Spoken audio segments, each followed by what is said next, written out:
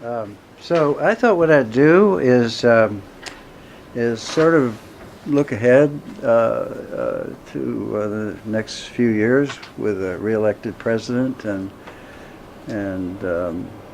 sort of talk about what might be possible and what might not be possible. I have to warn you in advance, so it doesn't come as a surprise. As I was just saying to Marty a few minutes ago, I'm very positive about the U.S. In the future. I really think that we're finally, as a country, getting a grip on our problems, and so I'm positive about the U.S. I'm pretty negative about the opportunities for arms control, nonproliferation progress over the next 4 years or even longer, maybe. I just don't see how it's going to happen, and pessimistic about countries as well. But maybe I'll be wrong. Anyway, I'll talk first perhaps about treaties, and then about Iran and North Korea, and then a little bit, if I don't talk too long, about the Middle East nuclear weapon free zone process, which I think is going to hurt the United States a lot in the NPT in the future, the way that's played out. It's called bait and switch, which looks like what we did, and not intentionally, but that's going to be the way a lot of countries are going to look at it. First, on the test ban, which is where I'll start. For many years, I have believed that the Comprehensive Test Ban Treaty is the most important arms control non-proliferation objective because, and I'm sure all of you have heard this many times, the NPT is a bargain. It's a strategic bargain, and it's based on very understandable positions of countries.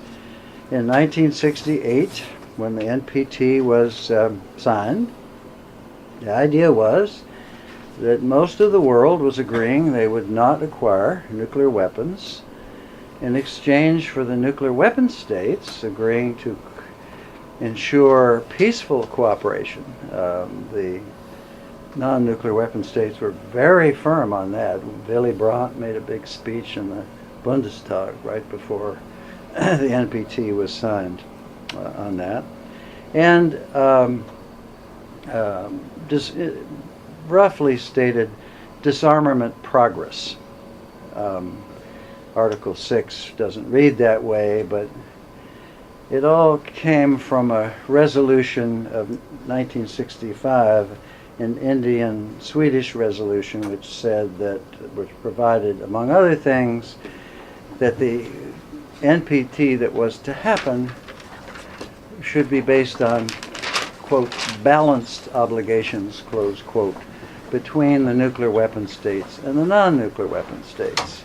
Or we could put it a different way, if a country was going to give up the most dangerous, destructive weapons ever created, they needed some political cover for doing that. At least some of them did. And so the political cover, in addition to peaceful cooperation, was progress toward disarmament and the ultimate, and I emphasize ultimate, elimination of the nuclear arsenals of the nuclear weapon states. That's how you get balance in the NPT. And it was well understood in '68 that since it was at the depth of the Cold War, nuclear weapons weren't going to be abolished anytime soon. But at least interim measures could be achieved. And at the very least, if there wasn't going to be much progress towards zero nuclear weapons, the nuclear weapon states could stop testing these weapons. That was central to the NPT bargain, that idea.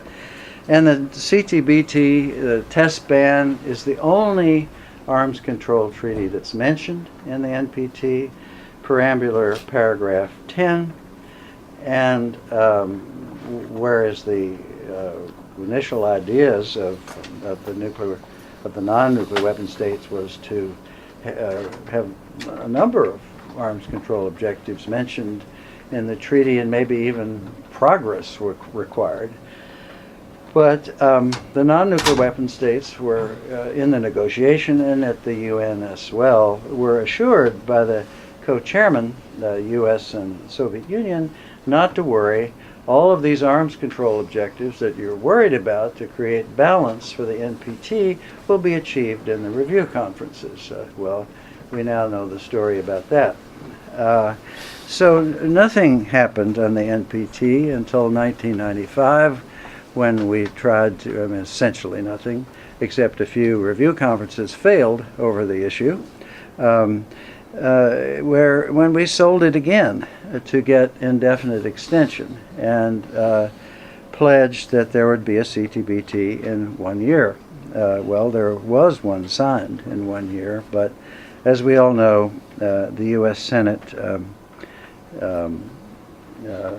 defeated the CTBT in 1999 by a very one-sided vote, largely by, you might say, accident, mismanagement, the Clinton administration, a political vote. Most of the senators wanting to say, well, all of the senators except two wanting to send the treaty back to committee, but they had to have unanimous consent, and that was blocked by Helms and Kyle, so they had the vote. And so some might say, well, is U.S. ratification really so important? Because as a result of a long series of compromises, we ended up with an entry into force provision for test ban that requires ratification by 46 countries, those that had nuclear facilities on their territories in 1996, and we're never going to get all 46, so why worry? Well, I wouldn't fully subscribe to that. I'm not saying it would be easy, but Israel and China explicitly have told the U.S. they're waiting for us, and Egypt is obviously waiting for Israel. And India told us privately in '98 that they would ratify. Of course, they were let off the hook in 1999, but hopefully that could be revived. They haven't tested it since 1998. And if they do it, Pakistan will do it, I believe. And so that gets us to Iran and North Korea, are the only two holdouts. And if assuming U.S. ratification, and if Iran is one of the two holdouts and they say they're not going to ratify, it does, at least to some extent, diminish their claim that their program is peaceful. So there might be an opening there, possibly, and that will leave us with the DPRK, and who knows, like Billy Graham said, that's a very strange country. So it's possible, but it goes to the basic long-term integrity of the NPT. We've got all these other pressures on the treaty that's central to our security, more so than any other treaty, and the U.S. is not testing and likely will never test again, or it's pretty unlikely that we will. It should be ratified, and it should be priority number one. However, after having said all that, I'm not sure. I mean, if it's going to happen, pretty much has to be largely happen next year, when the president is the strongest. And my sense is, from talking to people around Washington, that it's probably not going to happen. But I guess maybe. Secondly, New START, follow-on, a treaty to follow New START. But there's been much talk about that. I am very pessimistic that anything like that will happen. I think we've come to the end, for now, of reductions, and because reductions have to be led by the U.S. and Russia. Russians the Russians, I'm told by several highly ranked Russians who are friends of mine, I'm told that Russia doesn't want to reduce any further at this point. It doesn't want to negotiate a follow-on, and it certainly doesn't want to limit tactical nuclear weapons now. So it's difficult to negotiate a bilateral treaty if only one country wants to do it. I don't know if it's ever been done. So I would have to say that doesn't look too good either. Fissile material cutoff and all the rest, I think, are going to likely remain the non-starters that they have remained for the last 15 years. So I don't see much progress likely in the next 4 years in arms control nonproliferation treaties. I'd be delighted to be proved wrong. Maybe I will be proved wrong. I've often been wrong, and so, but that's the way it seems to me at this point. Now, turning to the sort of threats to the NPT, immediate threats to the NPT, Iran and North Korea. Iran, as well, both of these cases go way, way back in history. My book here addresses both of them. There were 3 chances to settle, well, I shouldn't say chances. There were 3 apparent opportunities to settle the nuclear issue with Iran. One was right after Khatami was elected in '97, when lots of things might have been possible. The conservative establishment was stunned by that election. But the Clinton administration waited too long, and Madeleine Albright made her famous speech apologizing for the coup d'etat of '53 and other things. The idea was to try to open a dialogue with Iran, but that speech contained some unfortunate references which didn't help, and in any case it was too late. By that time the conservatives had regrouped and nothing was possible. The best chance might have been in the fall of '01, after 9/11. Iran did everything it could to distinguish itself from terrorists, and the only time in my memory made public statements of a forthcoming nature that were remarkable. The Supreme Leader said that in a speech that the U.S. and Iran had many differences, but there's no reason why they couldn't have a workable relationship. And Khatami, the president, said that Iran needed foreign investment, lots of foreign investment, and he made positive remarks about U.S. Iranian cooperation. This was in the fall of '01, after 9/11. Iran also agreed to return down flyers that were shot down over the forthcoming Afghan conflict. They agreed to give they agreed and did give the U.S. a land route across Iran to deliver supplies to Afghanistan. They urged their Shia allies in Afghanistan, the Hazaris, to support the Northern Alliance. They were helpful, I understand, at the Bonn discussions creating the Karzai government, and they pledged $350 million to the Karzai government. Their reward was to be elected to the Axis of Evil Club, and that ended that.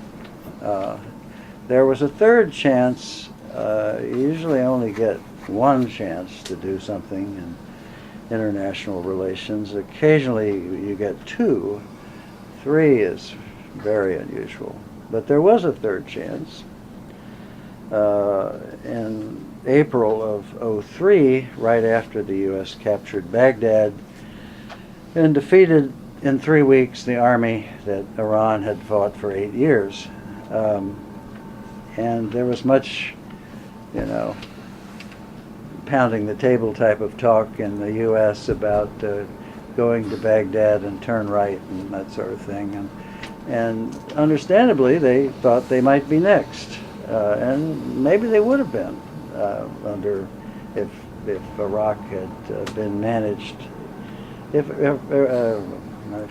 too kind. If Iraq had made any sense, maybe they would have been. But it didn't prove to be the case after we got bogged down in Iraq. But in any case, that's what they feared. So they decided. Who knows exactly how they decided it, but they decided to make at least a try for a grand bargain, which was drafted by their ambassador to Paris, the nephew of the foreign minister, and approved by their UN ambassador, their foreign minister, their president, and the supreme leader explicitly. And it was delivered through the Swiss embassy in Tehran, as I understand it, initially to the only Farsi-speaking member of the U.S. Congress, Robert Ney of Ohio, who personally delivered it to the White House, and then copies were sent to Defense and State. It was just a 2-page document in which they offered to end their support for Hamas and Islamic Jihad. They offered to end their military support for Hezbollah and force them to become a regular political party. They agreed to support the two-state solution in Palestine and recognize Israel, the Saudi plan. They agreed to support a secular government, secular democratic government in Iraq. Remember, Baghdad had just been captured. They offered to form a united front against terrorism, especially against Al-Qaeda. And in order to alleviate weaponization fears, they offered not only round-the-clock inspections of their program, but, quote, U.S. involvement, close quote, without being specific. And in exchange for that, they wanted recognition of Iran's, quote, legitimate security interests, close quote. They wanted to have the right to access to technology of nuclear weapons, chemical weapons, and biological weapons, biological technologies, consistent with existing treaties. And when was it? When was it? April '03. And there were some other things, and they wanted, they proposed all this in a dialogue of, quote, mutual respect, close quote. Who knows if it was real? I'm not saying it was real. I don't know if it was real. But it certainly was worth testing. And that's what Secretary Powell wanted to do, but he was blocked from doing that, and the U.S. government was the U.S. government was blocked from considering it, and the U.S. never replied to this offer. And so my sense is, rightly or wrongly, that after that, the Iranian position is essentially tactical, not substantive. They did what they did when they had to do it, but only when they had to do it. And they weren't really serious about negotiating anything. And I think that was true, as I say, rightly or wrongly.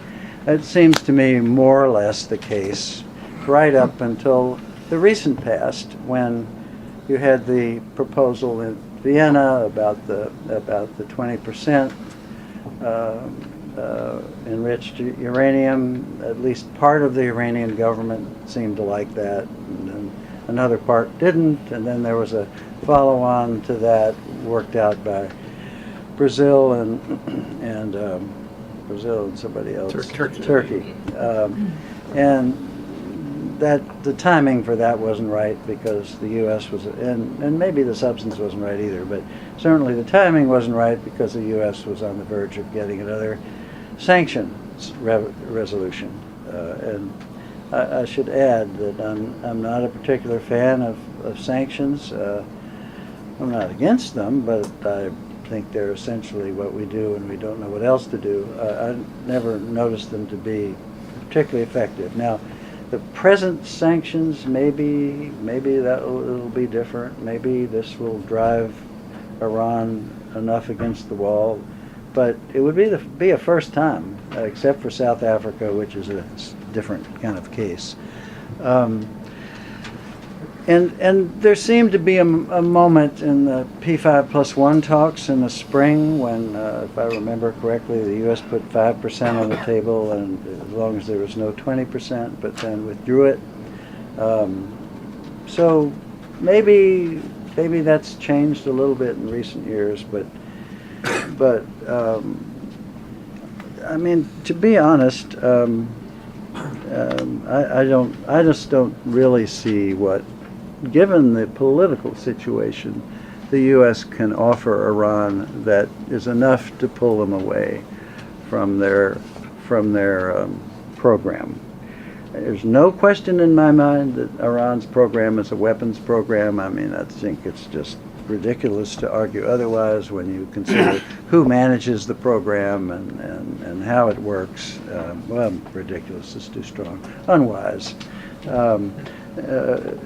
But having said that yes, I believe very much that the Iranian program is a weapons program. I've always believed that Iran will never build nuclear weapons. There's been some hints of that in the past. Rafsanjani said something to George Perkovich years ago. The Japan model was what they were aiming for. But it's just the logic of it. It doesn't make sense. I mean, why might Iran want nuclear weapons? Regional dominance, reduce the risk of a U.S. attack, offset Pakistan's Sunni weapons, and Persia should be a world power, prestige. But the price seems to me too high. I mean, they know for sure. I mean, because it's been publicly stated on several occasions and many times in private that, and I'm putting a little gloss on it of my own, so forgive me, that as soon as an Iranian nuclear weapons stockpile becomes known, some senior official in Riyadh is going to call Islamabad 101 and say, send us our weapons. And they have the missiles, assuming the CSS-2 is still functional. They probably have the weapons, or if they don't, they'll get them, that will be able to make them able to deliver those weapons to Tehran. And I would think that Shia Iran would fear Sunni Saudi a lot more than Israel. And so I just, and then of course other states might follow their Saudi lead, but Saudi is for sure. And I just think they would regard that as too dangerous, and they would be right. But on the other hand, as I said, I don't see what we can offer them that really will, in the end, prove to be attractive enough. Because even if they don't build weapons to get to nuclear capability, which is what Netanyahu talks about, but interestingly, it's never what Obama talks about. That's what they're aiming at, nuclear capability. They think that will add to their security, I believe, and their prestige. My recollection is that one of these recent sanctions resolutions of the Congress, in order for the president to lift it, he has to also certify Iran has no political prisoners. What president's going to do that? I don't know. I just don't see. I mean, there are a lot of things that are possible, of course. WTO membership, trade, technical cooperation that would be attractive to them, but none of them seems to me politically possible. So, bottom line is, I don't see progress with Iran either.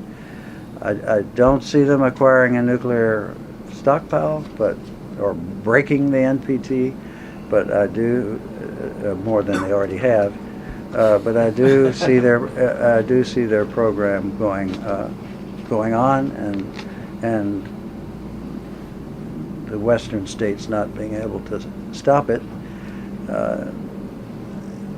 How negative effect that will be on the NPT, it's different. Certainly, if they have weapons, that would be devastating for the NPT. If they don't,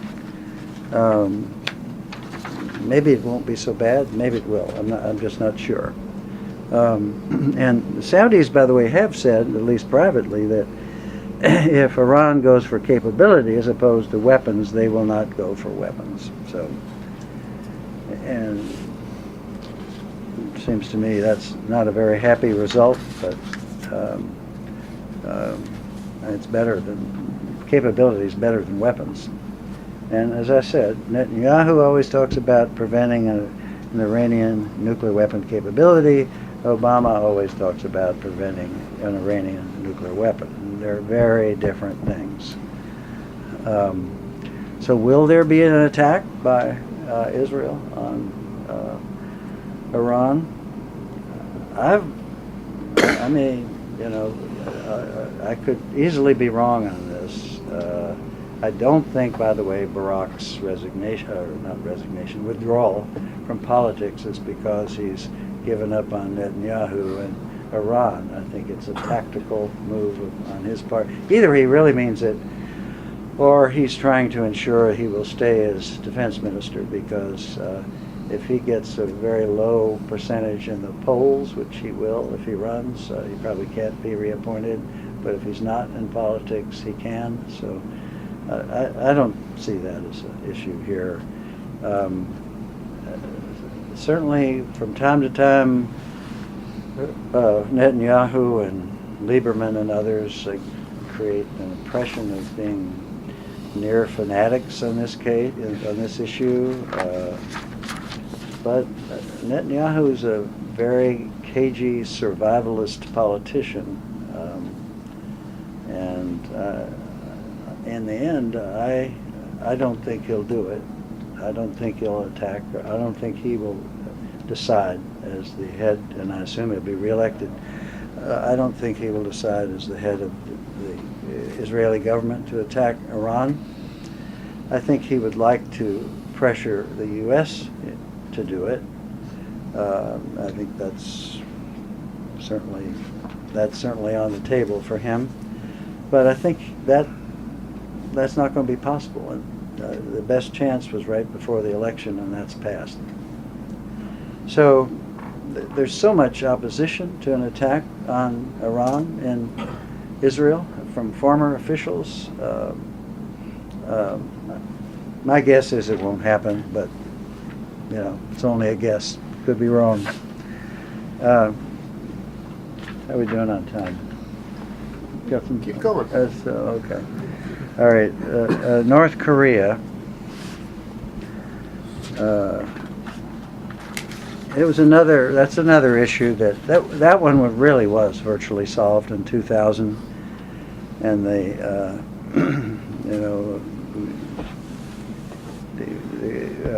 agreed framework was in place. They hadn't done anything yet much with the legally acquired AQ-Con technology, centrifuges and so forth. They said they were prepared to have to give up their missile program and maybe even negotiate a peace treaty which would permit normal relations.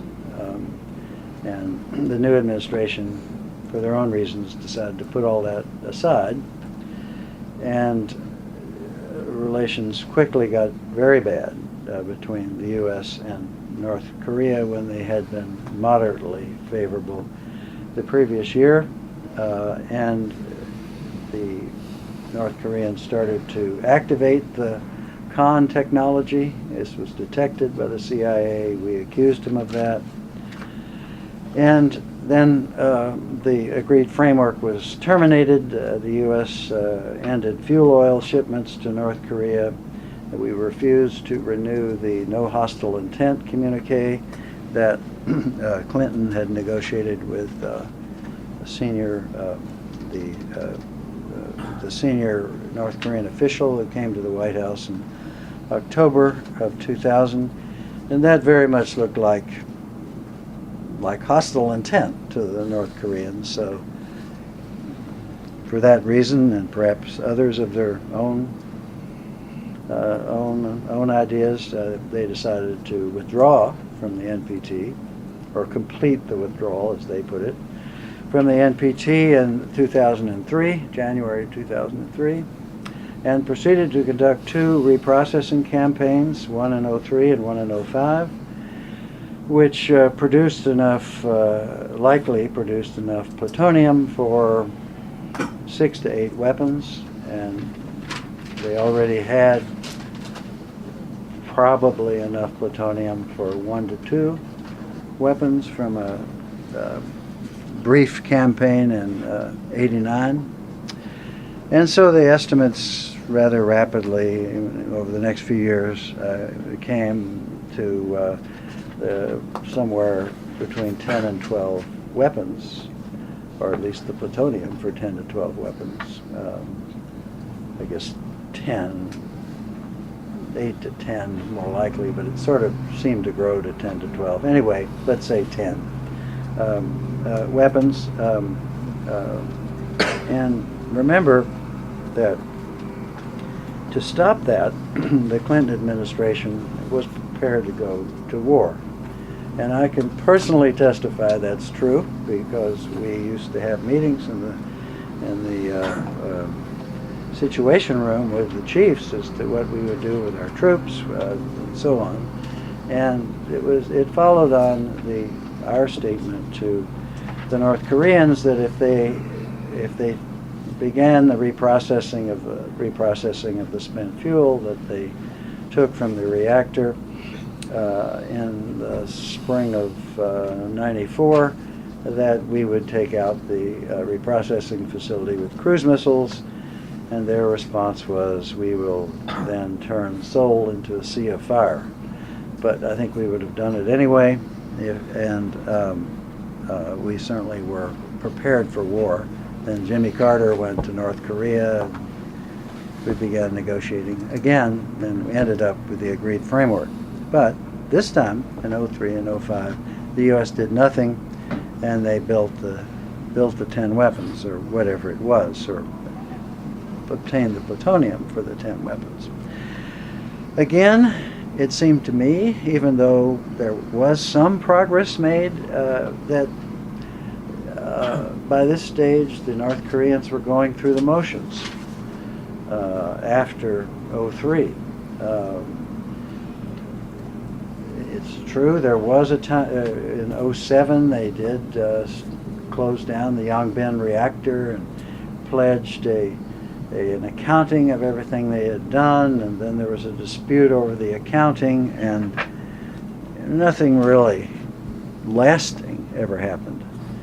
And so now we have a situation where they've conducted 2 nuclear weapon tests. One was a failure, alleged to be 4 KT. It came in at like 0.5 or something KT, and then the second one came in at 6 KT, and they declared themselves to be a nuclear weapon state. And they have a very, for them anyway, a capable medium-range missile, the Nodong, which at some point, maybe it has happened already, probably not yet, probably would if there was another test or two, be configured to carry nuclear weapons, and these missiles with the deployed with nuclear weapons would threaten all of Northeast Asia. It would put a lot of pressure on. I don't want to overstate that. It would put pressure on Japan and South Korea to build nuclear weapons, which they could both do. Japan quite quickly, Korea maybe over the period of a year. And then also in 2010, the North Koreans revealed the completed construction of a uranium centrifuge plant to build nuclear weapons the other way. And Sig Hecker, the former director of Los Alamos, visited that plant and said that the equipment was quite good. Some people have said what the North Koreans have is better than anything the Iranians have. That's some people say. In any case, they have that now alternate route to build weapons. I don't know personally if they are. It wouldn't surprise me if they were building more weapons. So their missiles and nuclear weapons, as I said, threaten Northeast Asia. They could have both plutonium and uranium weapons. They could have more. They're a country with a history of exporting anything to anyone. They built the reactor in Syria, which was destroyed by the Israelis. They transferred the Nodong missile to Pakistan, which is now called the Gowrie there. They're a really dangerous country. And so is there any prospect for any kind of progress with them? I can't imagine how it can be achieved. Could be achieved. I mean, it's possible, but certainly nothing's happened for a while, and it's difficult for me to understand what the U.S. could offer them to persuade them on an honest basis to give up their nuclear weapons and their nuclear weapon capability that they now have. How do you get a country that has declared itself a nuclear weapon state, that has 10 weapons or so, and has the capability of building lots more, to give them up when you've had 50 years of hostility with them? It's not easy to see how that could be accomplished. The basic policy of North Korea, at least in my view, has always been obvious. It's certainly not rocket science. Their basic policy is what they want is survival plus lots of money. That's all. That's all they want, and that's what we sort of gave them in '94, and it but it didn't work out. What can we offer them to make them feel secure? It's not obvious that there is anything. And secondly, or thirdly, and perhaps equally important, the North Korean government and people for 50 years have been told the U.S. is their permanent ally, permanent enemy, out to destroy them. Kim Jong-il, in 2000, he'd been supreme leader for some years. He had the personal credibility to override that and could have delivered something. And he had delivered, well, his father first, but he picked up his father's policy. He had delivered the agreed framework. This guy, Kim Jong-un, he could maybe deliver some videos or something, but I can't see him delivering anything. I mean, he's 28 years old. He has no political base whatsoever, except he's the grandson. It's obviously the army that's in control, and I don't see how. I don't think we really even have anybody to negotiate with. So I don't see any progress with North Korea either.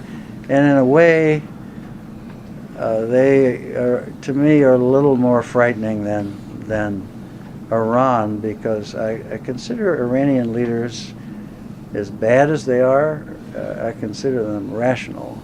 These guys, like I said, like Billy Graham said, it's a very strange country. So now for the good news on a WMD free zone. Yes. Yes. Well, I'll be, because you all, I assume, want to ask, at least I hope, want to ask a few questions. I'll be very brief on this. There's a long history of Egypt not liking the Israeli nuclear weapon program. And I mean really not liking it. And when I went there to try to get, for the first time, Egypt's vote for indefinite extension of the NPT in '94, spring of '94. Susan Burke was with me, and Nabil Fahmy was Amr Musa's special assistant. We had a nice talk before we went in to see Amr Musa, and I would have to say that's the worst meeting I've ever had with anybody anywhere on any subject. What it was a long, violent, vituperative lecture about why should Egypt care about the NPT? What do we care about the NPT? We don't care if it goes away. Right next to us is a country with hundreds of nuclear weapons which can destroy the entire Middle East in 15 minutes. Right now, our relations with that country are good. But what guarantee can you give me, he said, that their leadership will always be rational? No country can make that commitment. Someday, some person like that crazy Likudist that murdered 29 people at the mosque could come to power and destroy us all. So why should we care? What does the NPT do for us? Well, that went on for about 40 minutes. Was that Amr Musa or Nabil? That was Amr Musa. I met with him 6 more times before this process was over. But other times were better. But as I was leaving, Nabil said to Susan and me, "You shouldn't think of your meeting with the foreign minister as a failure." And why shouldn't we? Can you give me a reason? Anyway, a long process in the NPT extension led to the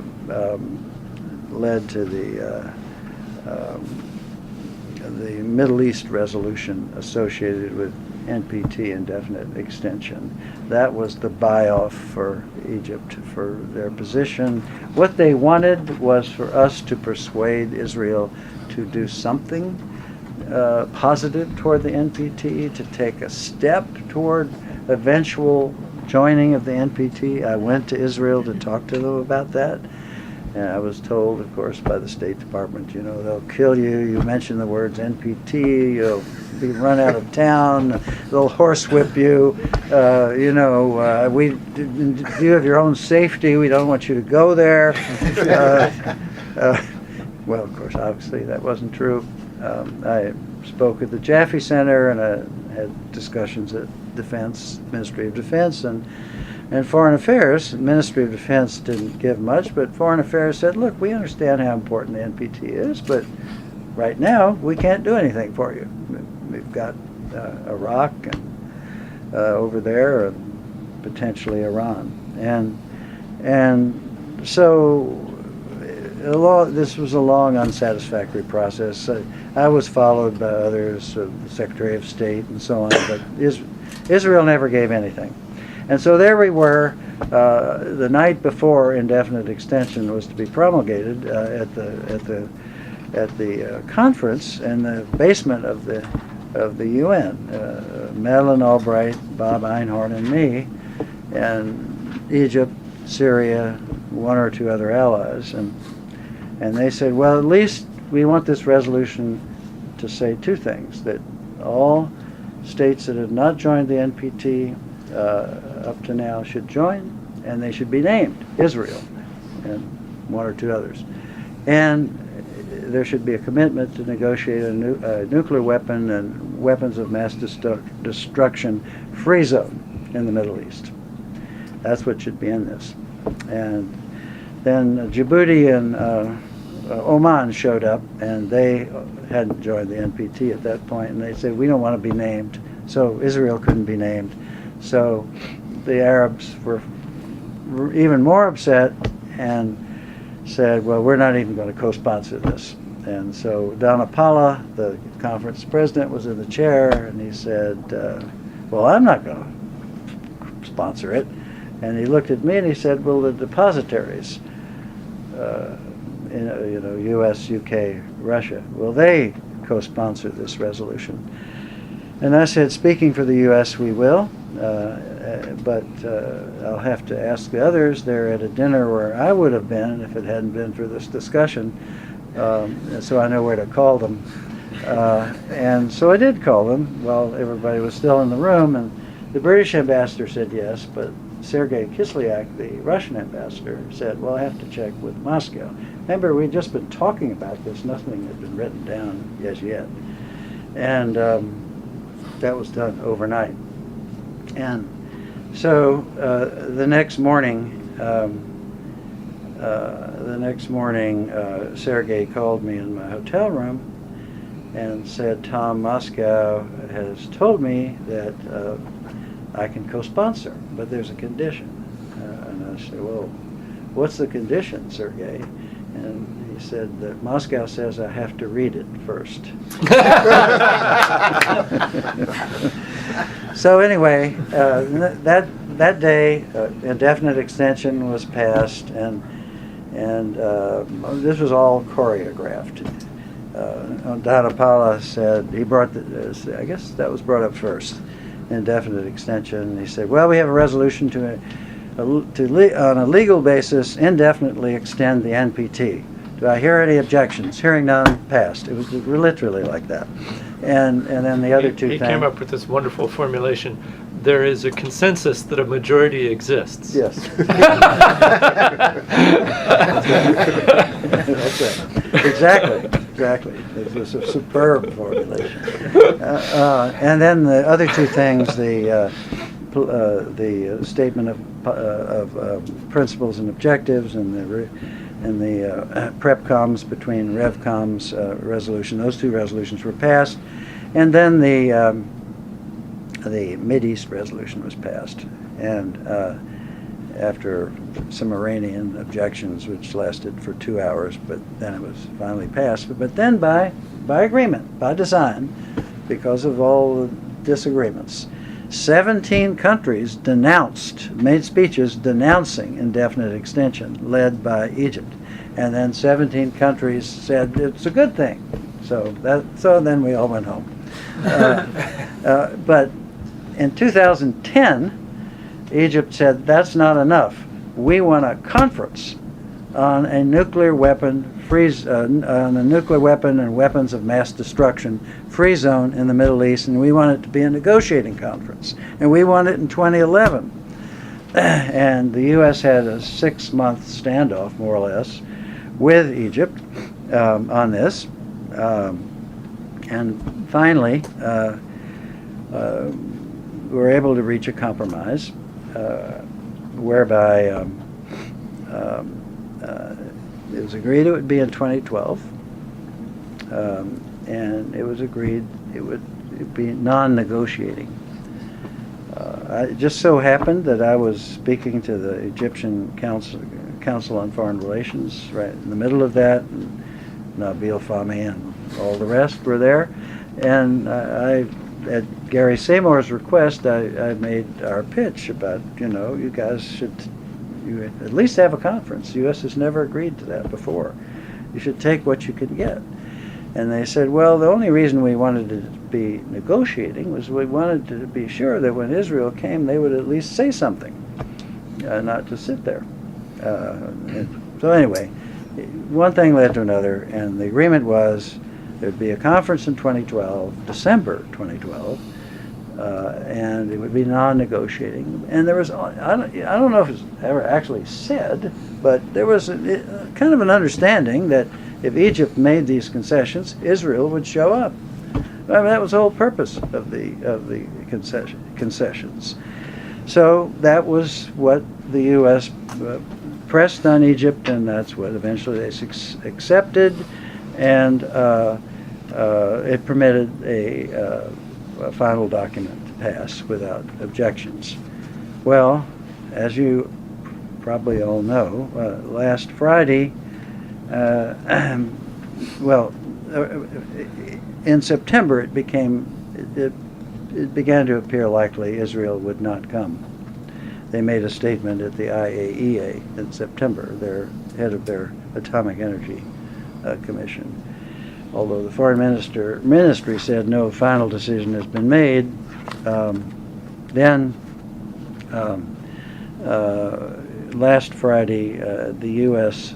announced that the conference would not be convened this year. That really was the job of the Finnish facilitator, Ambassador Laavasa. But anyway, the U.S. announced it, and it would not be convened this year. And the U.S. urged that the potential parties to such a conference rethink the obstacles, by implication that a broader agenda should be before the conference to consider regional issues, which is the Israeli position. In other words, we don't talk about this subject until we have peace.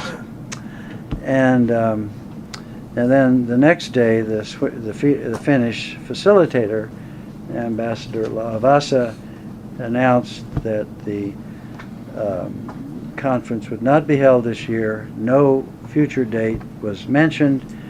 If you take what the U.S. says literally, it doesn't appear as though it will ever be convened.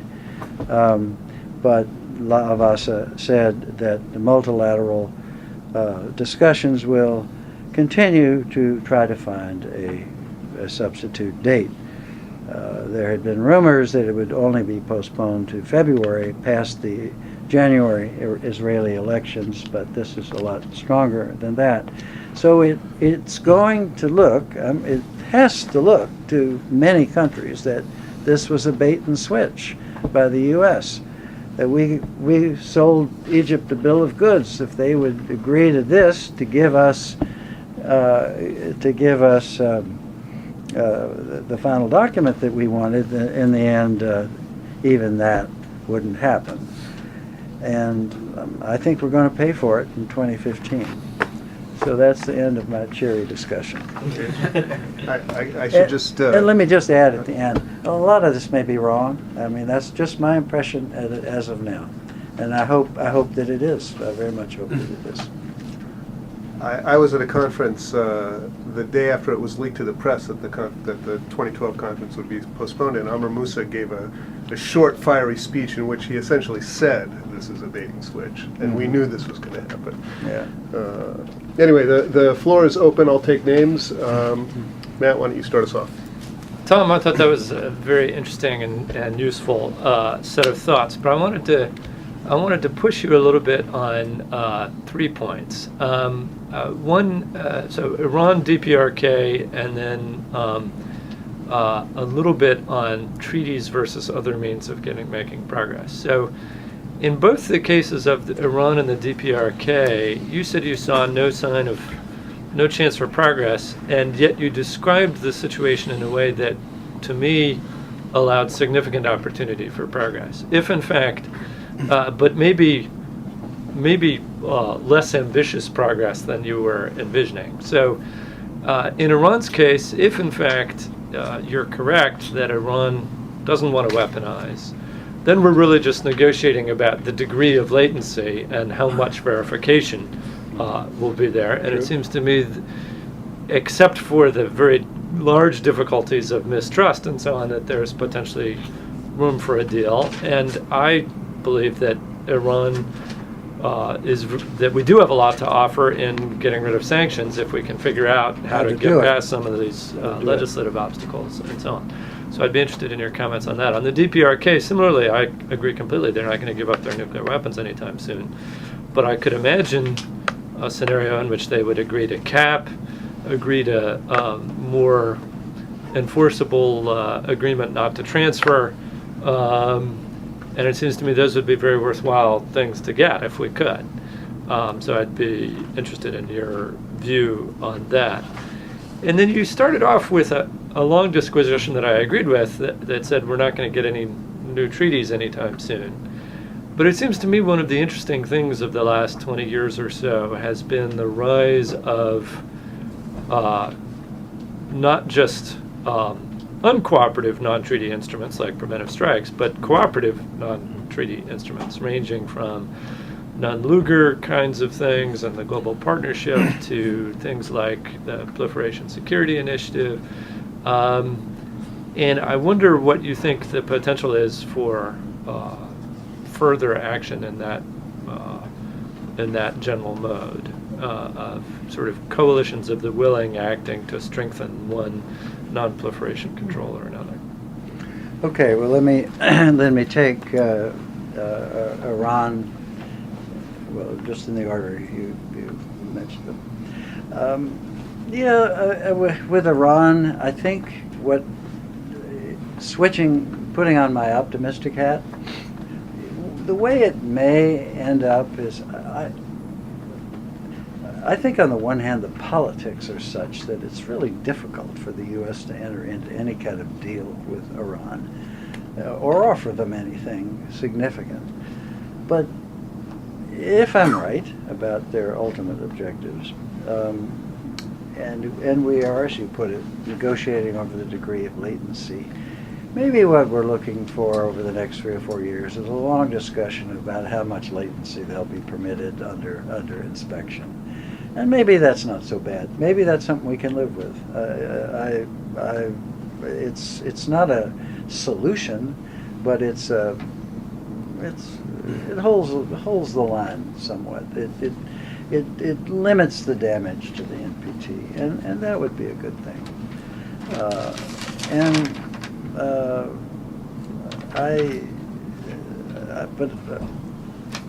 But someday, somehow, I hope that the politics get better that permit more far-reaching arrangements. But maybe it's not possible with this government. Not only this government, but as potentially weak as this government is in Iran, it's with the protests in '09 and the divisions within the government and so on. But in any case, maybe that wouldn't be so bad. And it wouldn't be. It would be certainly better than a lot better than nothing. North Korea,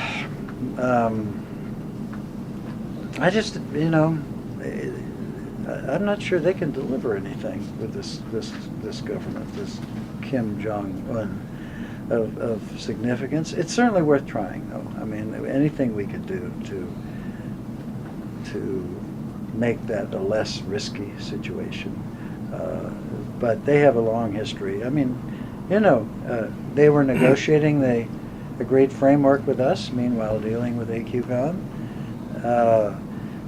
They were in the six-party talks with us, meanwhile building a reactor in Syria. So I wouldn't put them way up high on that trustworthy scale. Oh, no, nobody would. So I'm more skeptical about North Korea than I am with Iran. I think what you say about negotiating over the degree of latency, maybe that's not a bad short-term, or short to medium-term outcome.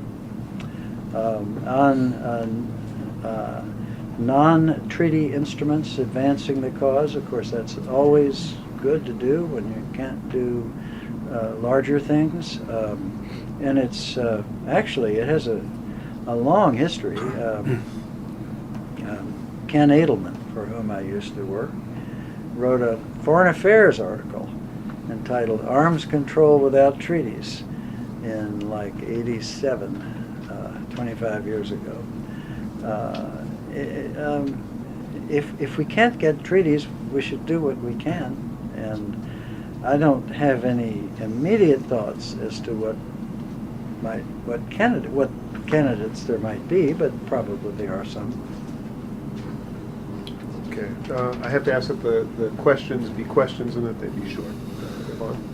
Thank you. Thank you, Ambassador, for a fascinating presentation. I have a question that you didn't touch on in your in your presentation, and that is, my question has to do with the 123 sort of gold standard agreement that was negotiated between the United States and the UAE, and that seems to be sort of like the only sort of gold standard agreement that we've had so far, and understanding that there is an expectation of a nuclear renaissance to countries beyond current countries that already have nuclear power, to involve newer countries, developing countries, newcomer countries.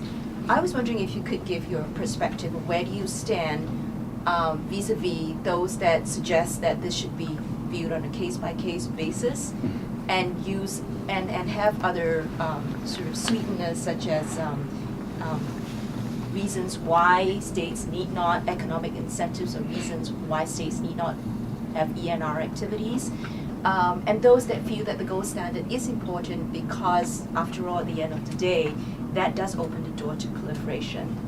I understand there's a sort of rethink on this whole issue right now, and if you could just give me your views on that.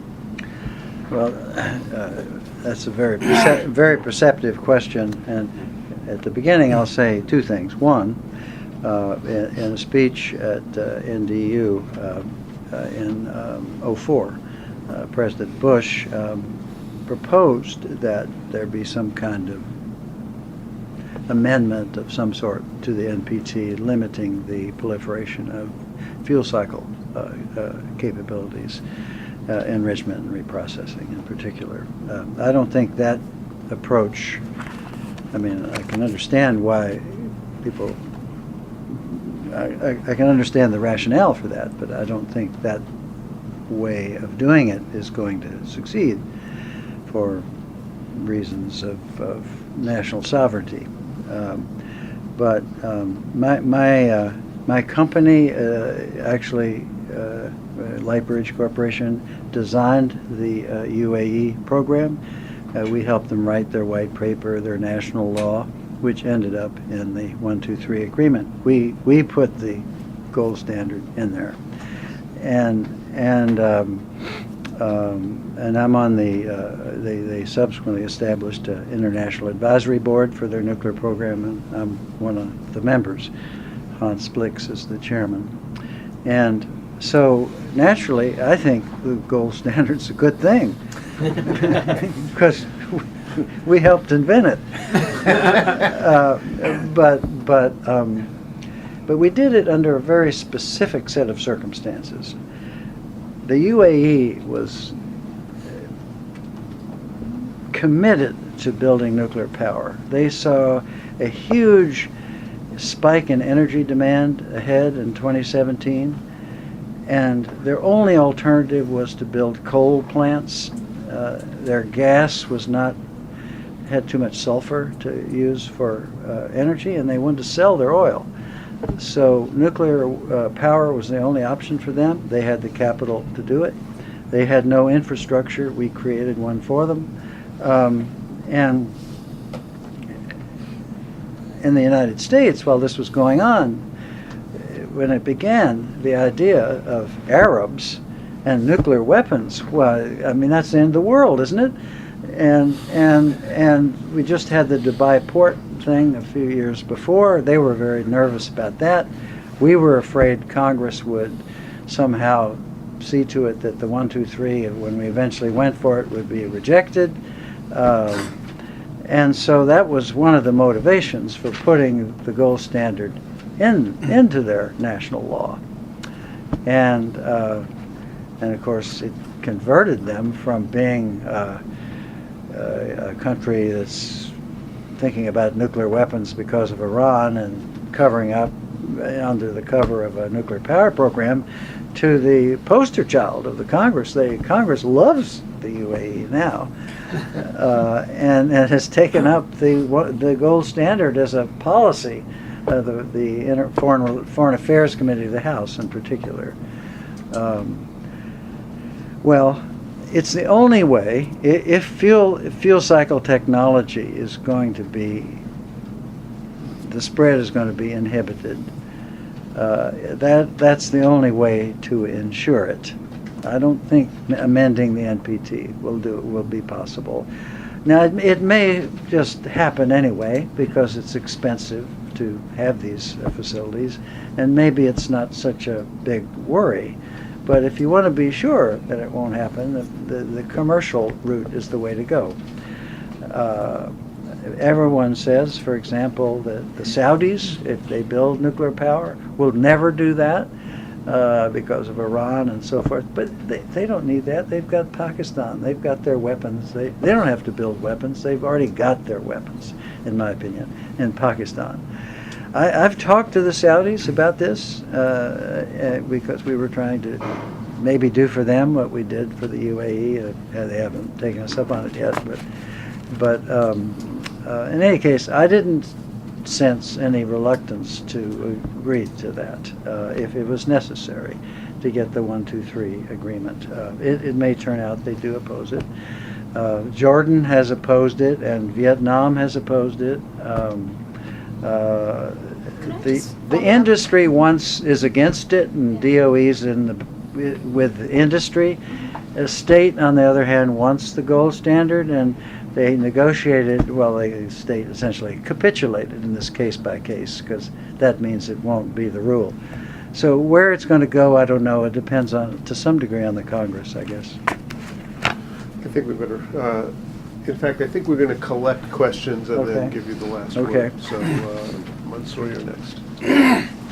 Thank you, Excellency, for a very thorough and fair speech today. And my question goes to origin of difficulty with the U.S. policy regarding CTBT and Iran nuclear strike. What's in common between the two is a sort of self-destruct, I can say political masochism of the U.S. policy regarding the CTBT and also Iranian nuclear bomb.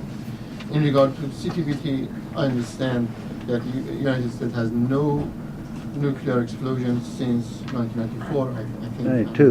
1992.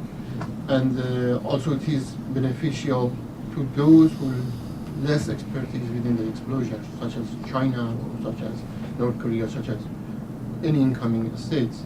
And it is beneficial to the U.S.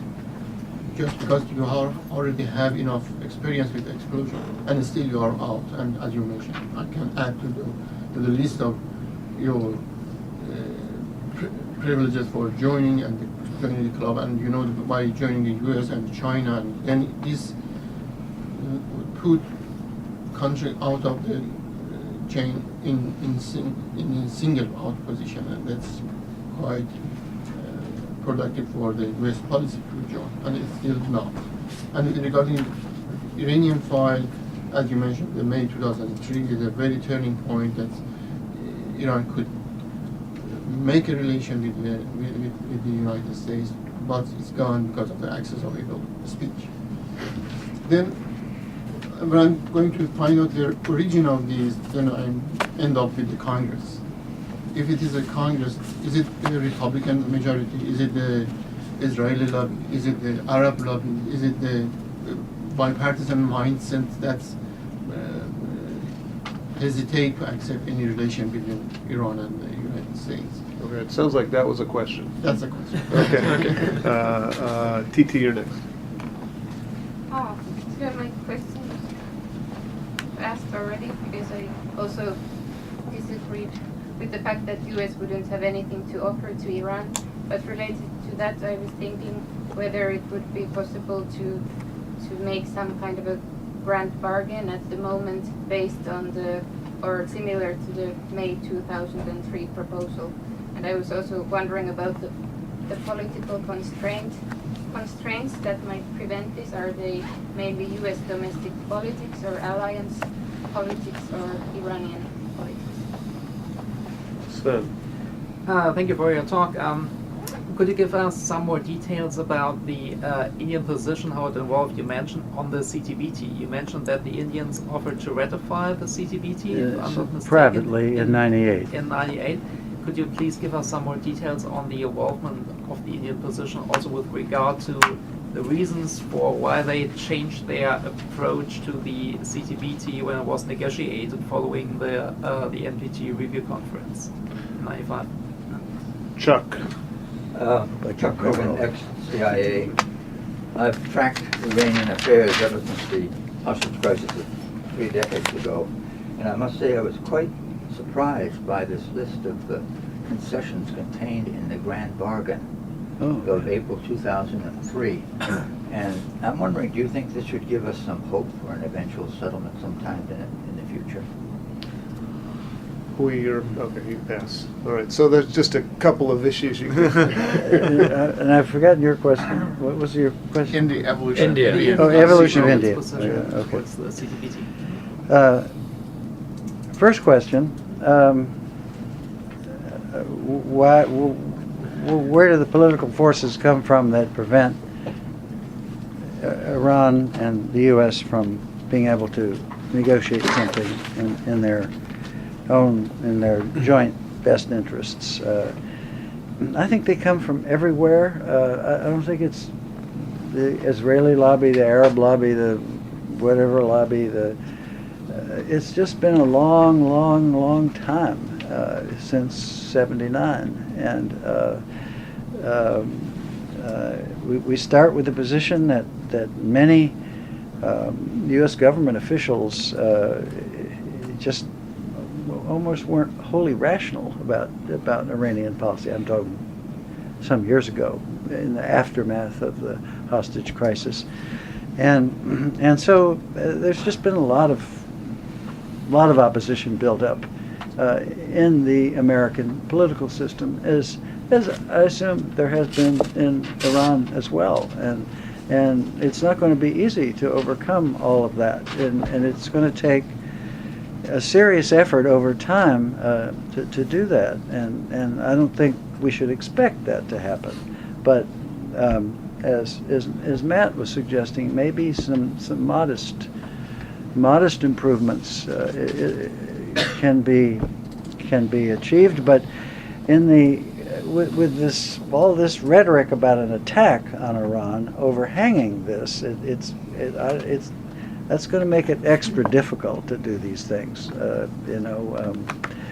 So, I guess to answer your question, it's not a very good answer. It's just that the political problems, I think, come from a number of different quarters, not just one or two. And all of the ones you mentioned are, to a greater or lesser degree, involved, for sure, but there's probably more. I don't think the Grand Bargain can be resuscitated. It would be wonderful if it was A, real, and B, could be resuscitated. That was when the U.S. had just captured Baghdad, and some were saying we should now turn left, right, and There was a debate about left or right. There's been a debate about left or right for a long time. So I mean, that would, if that had been real, and if that had been negotiated, we'd have a really different Middle East. But and so I think we should hope that someday it could be, but it's difficult to see right now how that could happen. Evolution of the Indian policy. Well, India, once they did their tests and built their weapons, was more relaxed about the test ban. They've adopted a moratorium themselves, and so I just think it was, I guess, a different situation for them. Let's see, something let's see. I've missed. Let's see. How many questions? There's one more. Somebody else you asked about the grand bargain. Yeah. And what was exactly your question again? Well, I was surprised by the extent of the Yeah, concessions yeah, it's that the amazing. Iranians made in this document. And Yeah. does that give us more hope for the future? Well, it gives us. I guess you might say it gives us hope they at least understand what the problems are.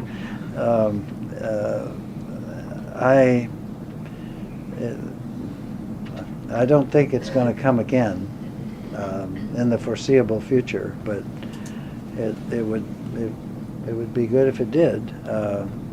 But I'm sorry for sounding pessimistic. I don't think it gives us that much hope because I just don't see it coming again. Actually, latest Rouhani book put a confess to the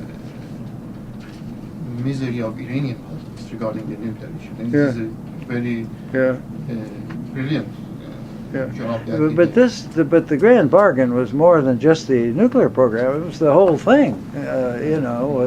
Entire Middle East, all of the issues, two-state solution, recognize Israel, Hezbollah, Al Qaeda, all those small things. I would say you're overstating it slightly, but Well, I mean, those were all in there. right, they were all mentioned. Yeah. Right. I mean, I'm not saying. I didn't mean to imply that all of those would have happened, Right.